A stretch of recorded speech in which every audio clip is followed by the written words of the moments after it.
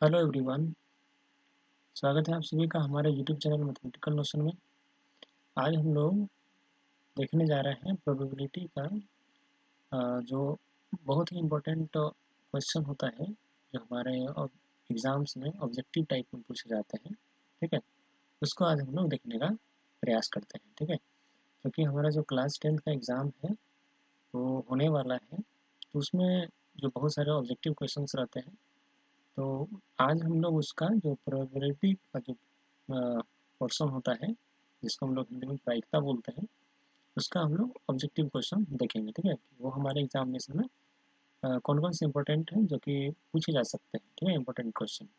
ठीक है, देखिए इसमें प्रोबेबिलिटी का जो ऑब्जेक्टिव क्वेश्चन है, इसको समझने से पहले आपको थोड़ा सा जो है इस प्रोबेबिलिटी के बारे में जान लेना चाहिए। ठीक है, कि प्रोबेबिलिटी एक्चुअली में है क्या चीज़।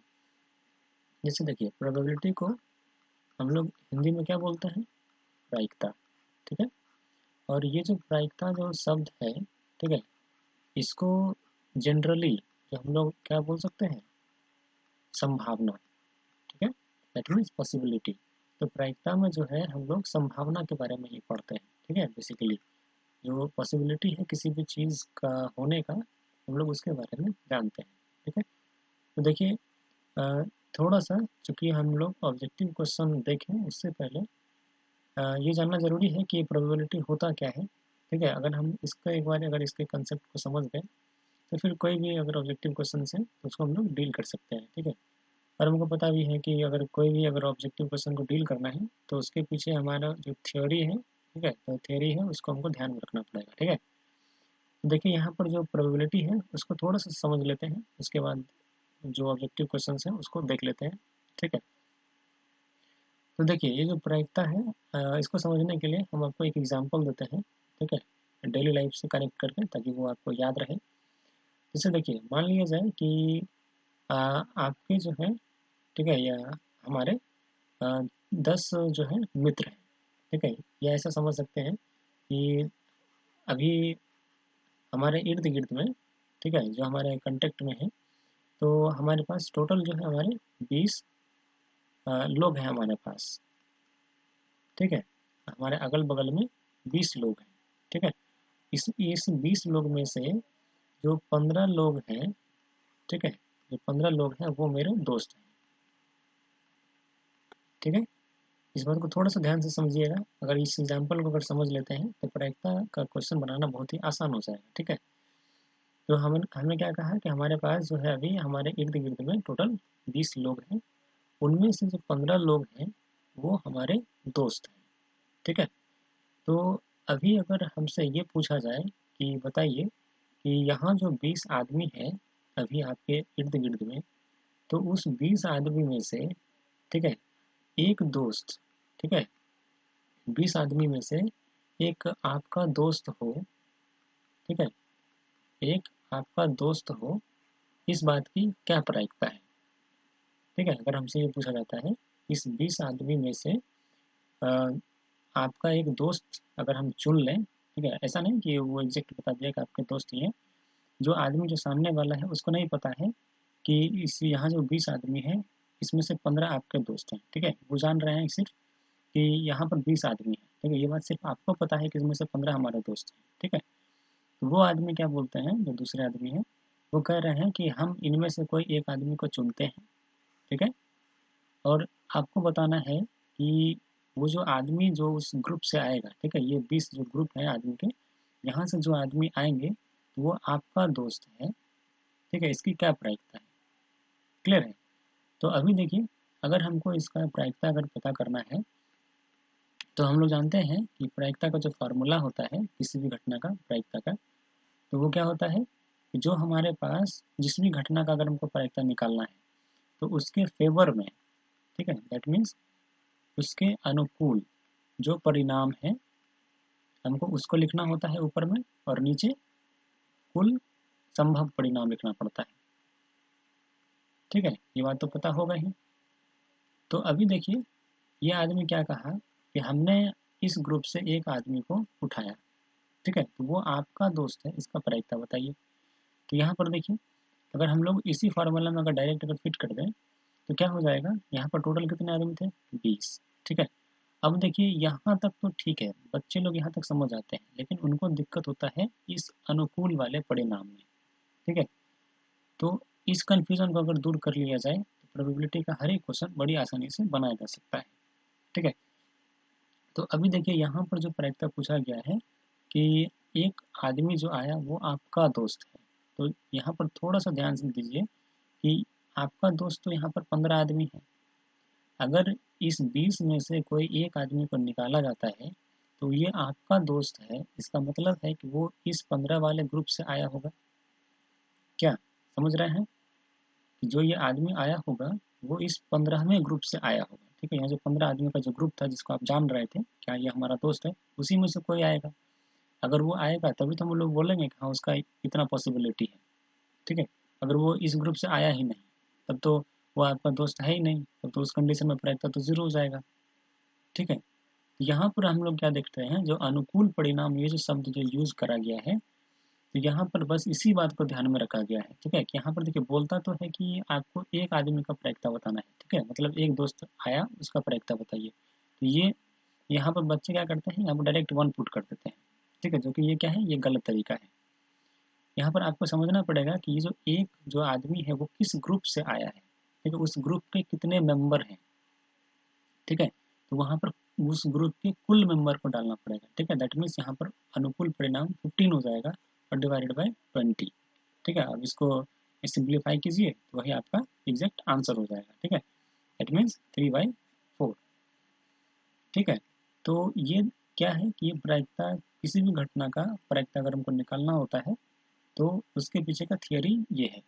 ठीक है, तो आई होप कि यहाँ तक समझे होंगे आप जो हम बताना चाह रहे थे, और अगर यहाँ तक समझ गए हैं तो प्रोबेबिलिटी के हर एक क्वेश्चन को आप सॉल्व कर सकते हैं।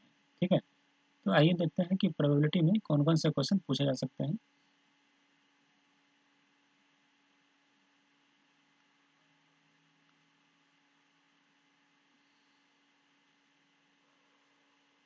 देखिए, हमारे पास जो प्रोबेबिलिटी के जो क्वेश्चंस हैं वो दो टाइप से ही पूछे जा सकते हैं। ठीक है, एक तो है कि जो डेफिनेशन है हमारा प्रोबेबिलिटी का, उसके आधार पर पूछा जा सकता है क्वेश्चन, और एक होता है क्लासिकल क्वेश्चन। ठीक है, जो कि कुछ क्वेश्चन फिक्स हैं कि हाँ इसी पोर्शन से क्वेश्चन ज़्यादा आता है।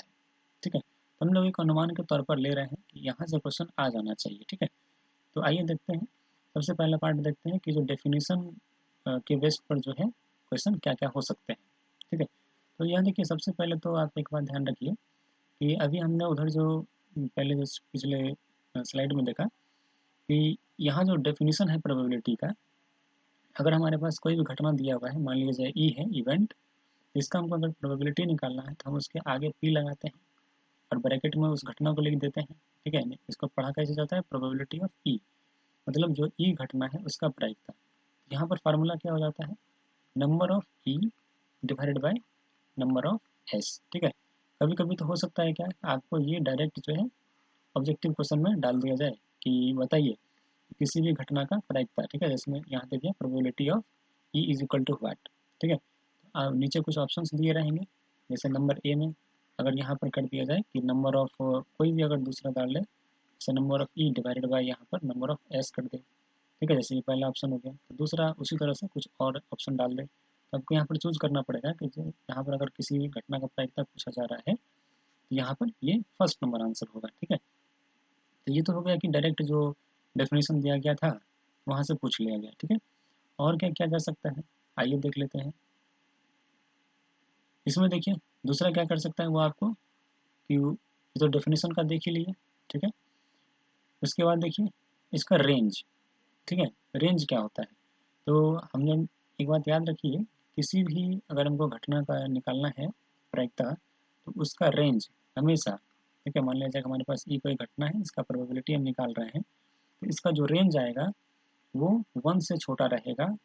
ठीक है, और 1 के बराबर रहेगा, और 0 के बराबर और 0 से बड़ा रहेगा।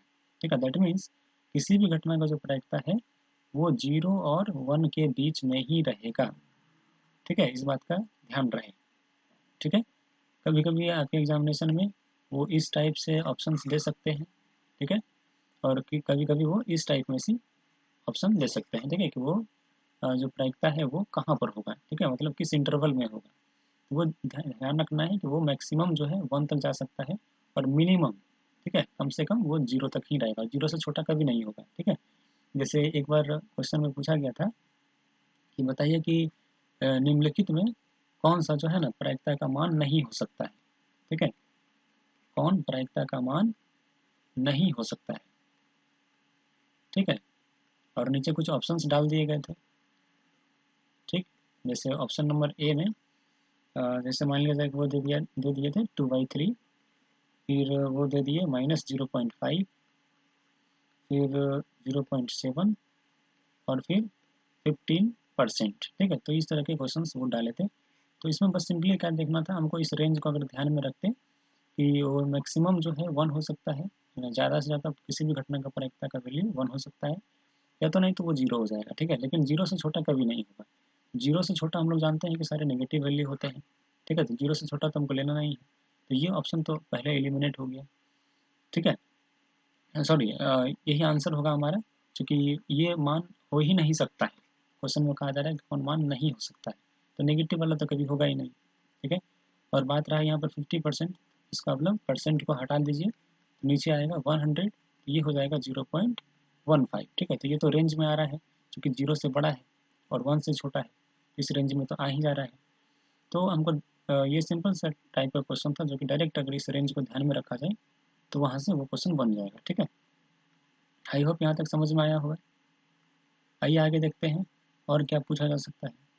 ये तो था कि वो डायरेक्ट जो है डेफिनेशन के मुताबिक काम हो जा रहा था, और अभी देखिए यहाँ पर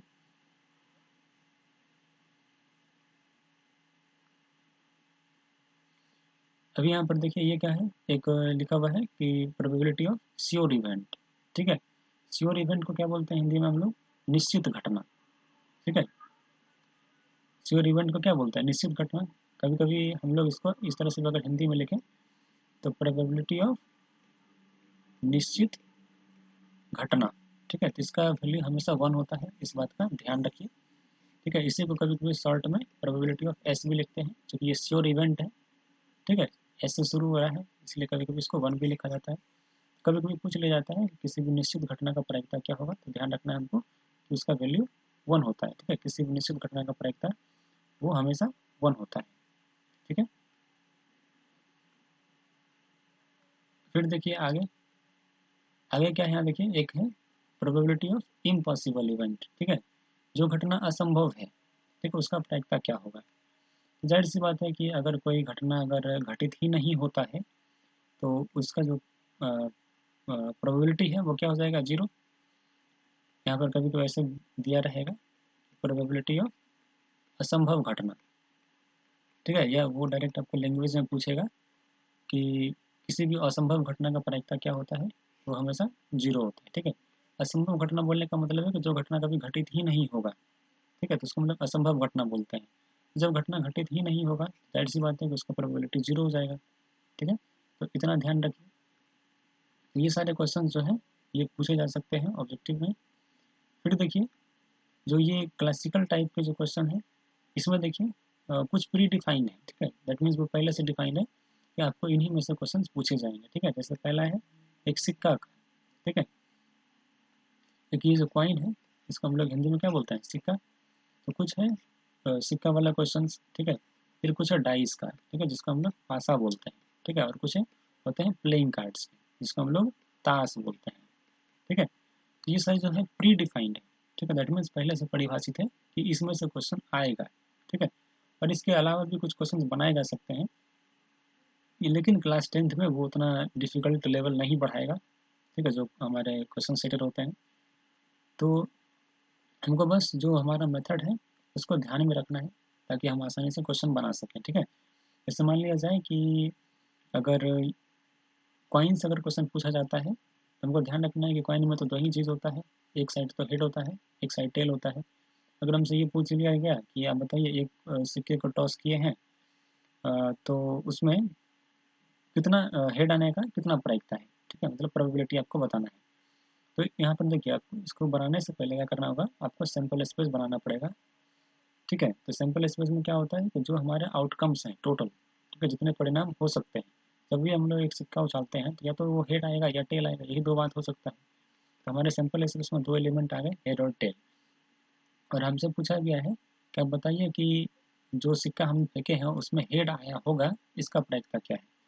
तो अभी हम आपको क्या बताएं कि अगर हमको किसी भी घटना का प्रायिकता निकालना है तो ऊपर में, ठीक है, जो ऊपर में लिखेंगे वो नंबर ऑफ ई लिखना होता है और नीचे नंबर ऑफ एस लिखना होता है। मतलब जो हमारे जो इवेंट है, ठीक है, जो घटना है, तो उसके फेवर में कुल कितना एलिमेंट है उसको ऊपर लिखना है। ठीक है, बच्चे अक्सर यही कंफ्यूज होते हैं, बस एक सिक्का बोला बोला एक हेड आना चाहिए, यहाँ पर बस वन डाल दिए, ठीक है, ऊपर वन डाल देते हैं, बस यही दिक्कत होता है। लेकिन यहाँ पर ये इस एन का मतलब वो समझ नहीं पाते हैं। ठीक है, ये एक्चुअली में यहाँ पर नंबर को शो कर रहा है। ठीक है, नंबर मतलब संख्या। क्लियर है। तो अगर किसी भी घटना का प्रायिकता निकालना है तो उसके फेवर में कुल कितना है, जैसे हमको यहाँ पर बोला गया कि आप हेड आने का प्रायिकता बताइए। तो जब हम लोग एक सिक्का उछालेंगे तो उसमें एक हेड या एक टेल आएगा। तो अगर हमको हेड आने का प्रायिकता बताना है तो अभी हम आपको इससे पहले जो कहानी बताए थे, जो स्टोरी बताए, तो उसमें हमने क्या बताया कि जिसका प्रायिकता निकालना है वो किस ग्रुप से आ रहा है, उस ग्रुप के कुल मेंबर, ठीक है, उस ग्रुप के कुल मेंबर को आप लिख दीजिए ऊपर। ठीक है, दैट मीन्स यहाँ पर कुल मेंबर को हम लिख सकते हैं, तो कुल मेंबर कितना है इसके फेवर में। दैट मीन्स अगर हेड आया तो हेड के लिए तो एक ही है, तो यहाँ पर वन लिखेंगे। और टोटल कितना है, देखिए टोटल 2 है, तो ये हो गया 2, ये हो गया हमारा आंसर। ठीक है, तो इस तरह से क्वेश्चन पूछा जा सकता है। तो आप इस टाइप के क्वेश्चन को आसानी से बना सकते हैं। ठीक है, तो उम्मीद करते हैं कि आप लोगों को समझ में आया होगा कि आप जो क्वेश्चंस हैं वो कैसे पूछे जा सकते हैं। तो आई होप कि आप अपने एग्ज़ाम में इस तरह के प्रोबेबिलिटी से रिलेटेड ऑब्जेक्टिव क्वेश्चन को बना पाएंगे। ठीक है, और आपको ये वीडियो कैसा लगा ज़रूर बताइएगा और अपने दोस्तों के साथ शेयर कीजिए। ठीक है, और हमारे चैनल को सब्सक्राइब कर लीजिएगा ताकि जब भी हम लोग आगे कोई वीडियो अपलोड करें आपको उसका नोटिफिकेशन मिल जाए। ठीक है, मिलते हैं आपसे अगले वीडियो में, तब तक के लिए बाय।